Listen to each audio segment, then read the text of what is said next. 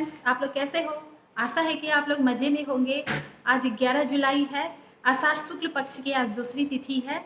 Monsoon में पकोड़े खाने का अलग ही मज़ा होता है। जब रिमझिम बारिश होती है तब हम ऐसे में पकोड़े बनाते हैं। तो हम छोटे से उपाय करके पकोड़ों को स्वादिष्ट और मुलायम बना सकते हैं। जब हम पकोड़े बनाते हैं तो बेसन को फेंटते हैं, तो बेसन को पहले अच्छी तरह फेंट ले, उसमें फिर 1 चम्मच तेल डाल दें, गरम तेल डालें, उसके बाद पकोड़े छाने, तो इससे पकोड़े स्वादिष्ट और मुलायम बनेंगे। और दूसरा उपाय यह भी कर सकते हैं कि जब हम बेसन के पकोड़े बनाते हैं तो हमें बेसन फेंटना होता है, तो इसमें समय और मेहनत दोनों ज़्यादा लगता है। तो हम पहले ऐसा कर सकते हैं कि पहले हम बेसन को थोड़ा फेंट लें, फिर उसमें बेकिंग पाउडर डाल दें 1 चुटकी, उसके बाद तुरंत पकोड़े छानें, तो इससे पकोड़े मुलायम और फुले हुए बनेंगे और स्वादिष्ट भी बनेंगे। आपको हरी मिर्च का फ्लेवर अच्छा लगता है, आप उसके पकोड़े खाना चाहती हैं पर नहीं खा पाती हैं क्योंकि वह आपको तीखा लगता है, तो ऐसा कर सकती हैं कि जब आप हरी मिर्च के पकोड़े छानें तो उसके बीज को पूरी तरह निकाल दें, फिर बेसन में लपेट के आप उसके पकोड़े छानें, तो वह आपको तीखा नहीं लगेगा और आपको स्वादिष्ट भी लगेगा। कभी-कभी ऐसा होता है कि बेसन को हम बहुत देर तक फेंटते हैं, फिर भी वह हल्का नहीं होता है। बेसन को जब हम फेंटते हैं तो उसे चेक कर लेते हैं, एक गिलास में पानी लेते हैं और उसमें बेसन को डाल देते हैं। अगर वह ऊपर फ्लो करने लगता है तो इसका मतलब बेसन पूरी तरह फिटा चुका है, अब वह तलने के लिए तैयार है। लेकिन कभी-कभी ऐसा होता है कि आप बहुत देर तक उसे फेंटते हैं, फिर भी वह हल्का नहीं होता है, वह पानी के ऊपर नहीं आता है। इसकी वजह यह होती है कि अगर आप बेसन को किसी कंटेनर में भरते हैं तो उसे दाबें ना। अगर आप दाब-दाब के आप उसे भरती हैं, तो वह बेसन को आप जब फेंटेंगी, बहुत देर फेंटती रहेंगी, फिर भी वह हल्का नहीं होगा। तो अगर आप किसी कंटेनर में बेसन को भरती हैं तो बिल्कुल ना दाबें।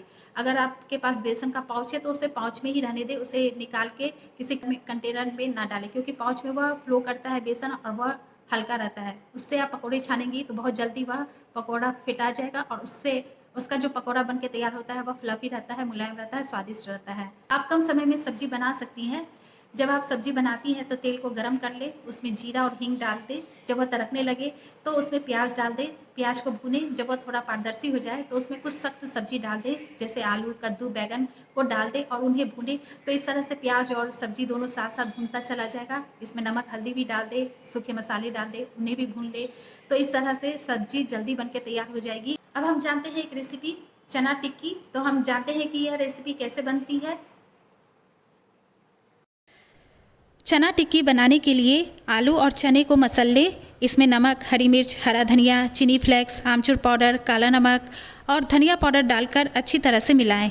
थोड़ा थोड़ा मिश्रण लेकर इसकी टिक्कियाँ बना लें। एक बोल में मैदा और कॉर्नफ्लोर को पानी के साथ मिलाकर हल्का गाढ़ा घोल तैयार कर लें।